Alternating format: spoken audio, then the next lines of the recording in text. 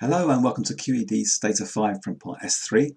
So now we're going to compare, just in 2019, the levels between the two airports. And so before we do that with the t-test, we're just going to have a look with descriptive statistics using this command, the summarize command with the by sort. So in our do file we can put in commands like that. So summarize the extinction coefficient evidence. By sort means it will do it for each airport separately, as you've seen before. So let's just see if they'll give us some results.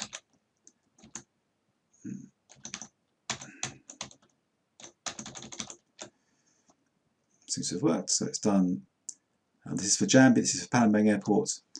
See, 14 observations, 17 observations. Here's what we really want is the mean. So it looks like, in the sample at least, the visibility and the extinction coefficient is lower here at Jambi and better visibility at Palembang.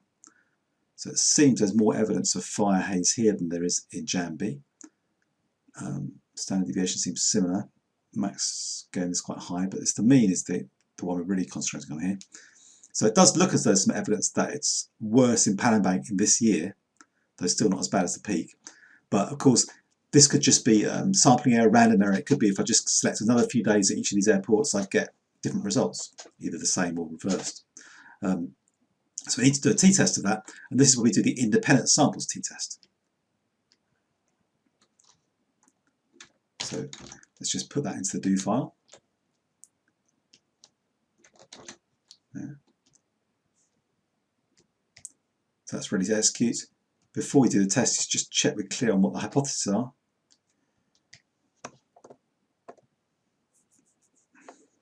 So we're looking for a difference between the two. So the null hypothesis is that the mean extinction coefficient is the same in each airport.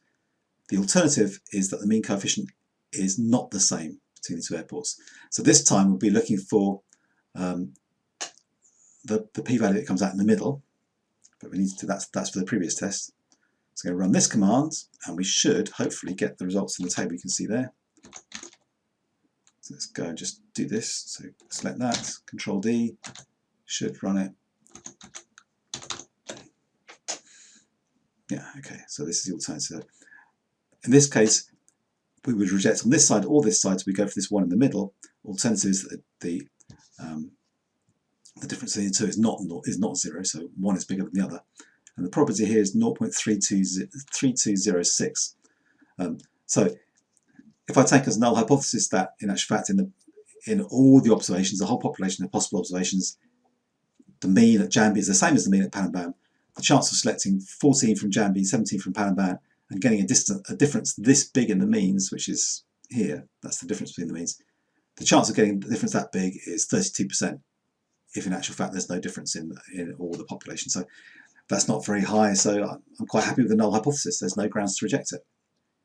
So the conclusion for the test is no, we wouldn't reject H0. So we haven't got any strong evidence here. There is a difference between the two.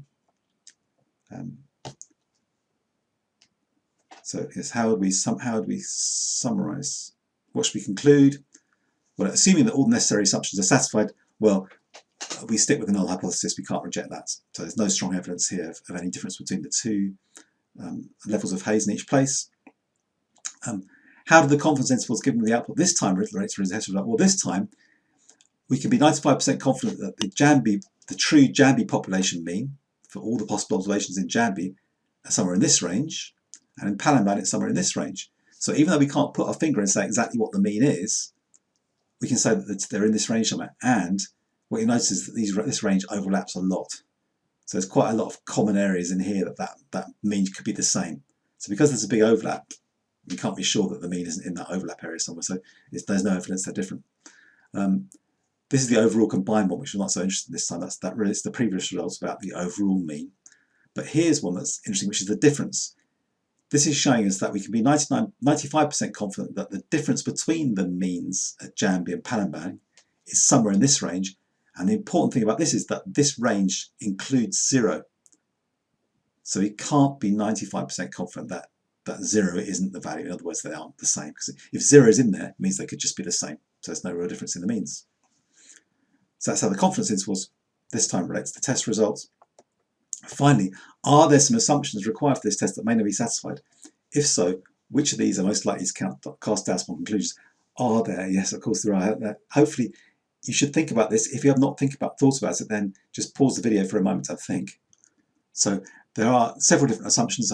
There's assumptions that the measurement is accurate, and that's there isn't any bias going on. Maybe someone's trying to fool you that haze was higher or lower. Someone's got bad eyesight or something, so there's something wrong with the apparatus. So there's all kind of measurement assumptions you've got to assume that the data is good in that sense. Probably the more important ones are to do with things like the distribution. Like it's really unlikely that it follows a normal distribution. It's pretty quite uneven. But of course, even so, the central limit theorem gives us some comfort. We've got samples, 31's a reasonable size, even though each sample is quite small.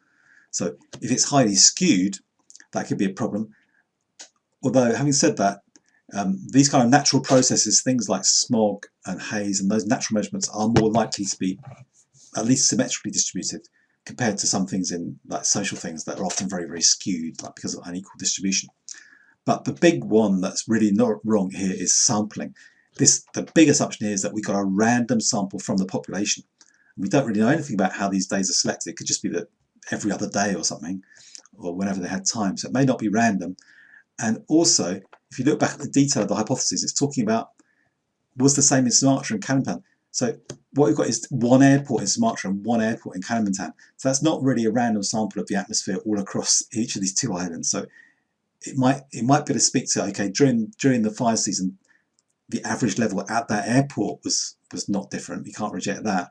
But as we can't really speak to the whole population of possible locations across these large islands in Indonesia just from looking at two airports. So I think they're stretching it, but we haven't got a random sample from the whole area. So all this is really valid for is, at best, the atmosphere around those two airports.